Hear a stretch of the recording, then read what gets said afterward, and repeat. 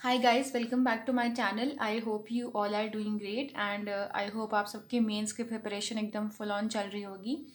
और अगर मैं अपनी प्रिपरेशन की बात करूं तो आप में से काफ़ी लोग कह रहे थे कि मैं अपने मेंस के मॉक स्कोर्स शेयर करूं, बट ऐसे कुछ इंस्पायरिंग और बहुत अच्छे स्कोर्स नहीं आ रहे हैं। बट ट्रांसपेरेंसी होनी चाहिए, तो मेरे जैसे भी स्कोर्स हैं मैं आप लोग के साथ शेयर कर देती हूँ।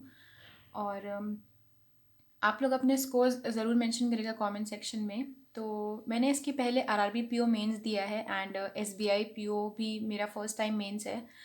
तो मैं भी आप लोगों की तरह ही एस्पिरेंट हूँ एंड मेरी भी जर्नी है ये बैंकिंग की टुवर्ड्स।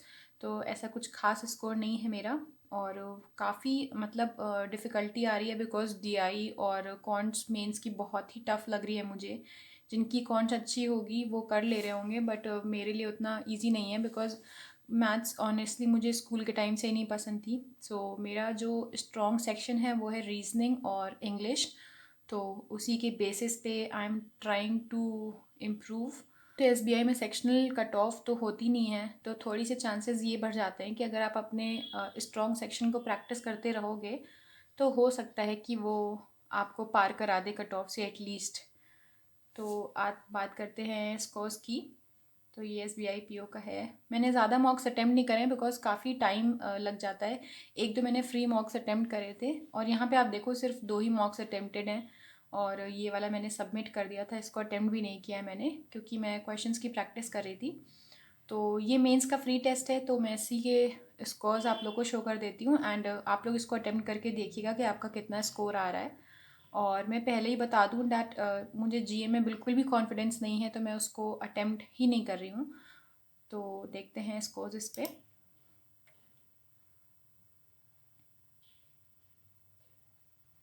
तो आते हैं सबसे पहले रीजनिंग पे। तो रीजनिंग में मेरा स्कोर मैंने अटेम्प्ट किए हैं 32 और मेरे 4 क्वेश्चंस इनकरेक्ट हैं। और मेरा स्कोर है रीजनिंग में 31.5। तो अगर रीजनिंग की बात करें तो मेरा मशीन इनपुट के क्वेश्चन सही थे, मेरे पजल्स सही थे। मेरे जितने भी ये जो 4 इनकरेक्ट क्वेश्चंस हैं ये सारे क्रिटिकल रीजनिंग के हैं। एंड मैंने अभी तक जितने भी सेक्शनल मॉक्स दिए हैं, मैं जहाँ से भी प्रैक्टिस कर रही हूँ और भी वेबसाइट्स के जो मैंने मॉक्स दिए हैं, सब में मैंने एक चीज़ देखी है कि क्रिटिकल रीजनिंग बहुत बुरी जा रही है मेरी। मतलब जितना भी प्रैक्टिस करो आई डोंट नो कि क्या गड़बड़ हो रही है। शायद एक दो क्वेश्चन सही हो जाएं कभी क्रिटिकल रीजनिंग के, वरना तो क्रिटिकल रीजनिंग में बहुत एरर्स हो रहे हैं। तो यहाँ पे भी आप जो ये 4 क्वेश्चंस देख रहे हो ये मेरे सारे क्रिटिकल रीजनिंग के क्वेश्चंस हैं। तो मैं आपको दिखाती हूँ।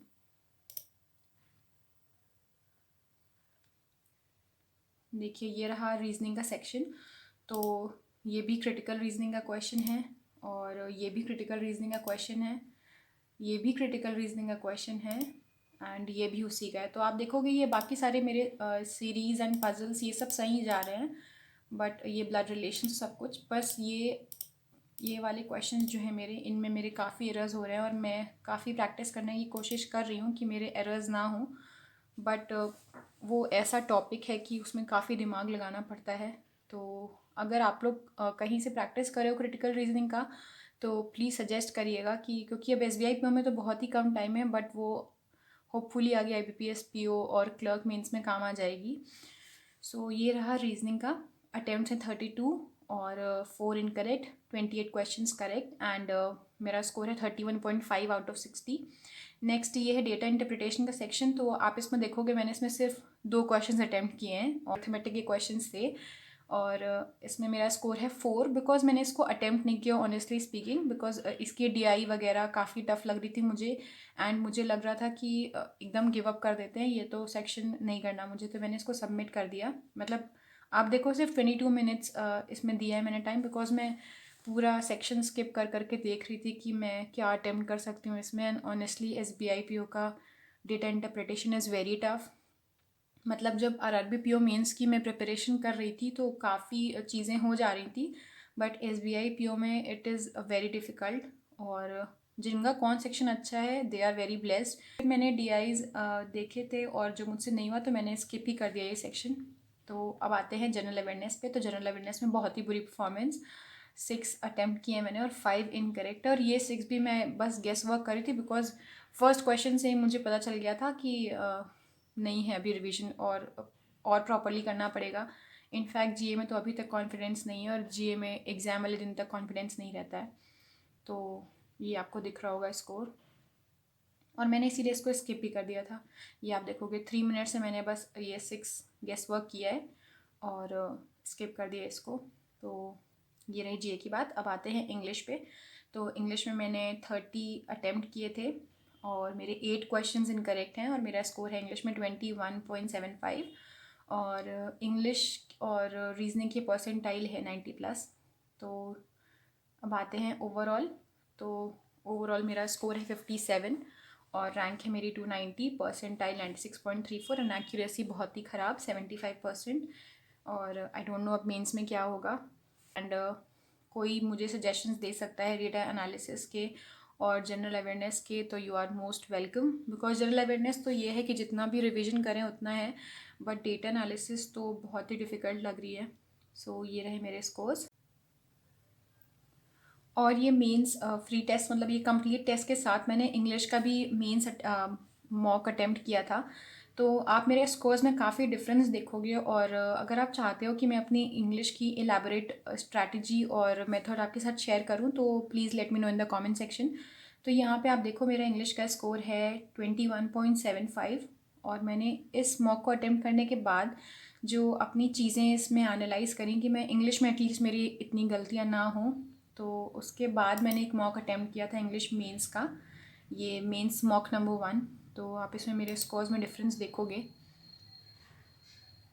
तो यहाँ पे मैंने स्कोर किया है 40 में से 30.25, मेरी रैंक है 62 और परसेंटाइल 98.55, एक्यूरेसी है मेरी 90%, और मैंने 36 मिनट्स का टाइम दिया था, और मेरे अटेम्प्टेड क्वेश्चंस थे 31, और इसमें मेरे सिर्फ 3 इनकरेक्ट हुए हैं क्वेश्चंस।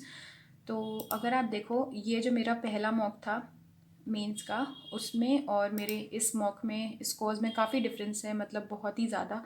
उसमें 21 है मेरा स्कोर, और यहाँ पे मैं हूँ 30 पे।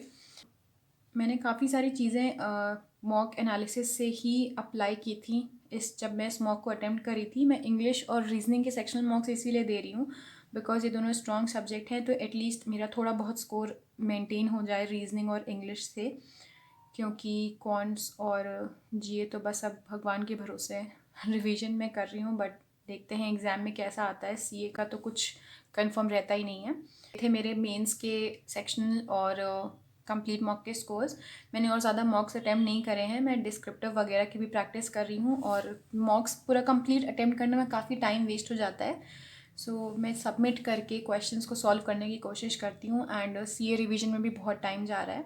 All the best to everyone, and thank you for watching. Hope you all have a great day.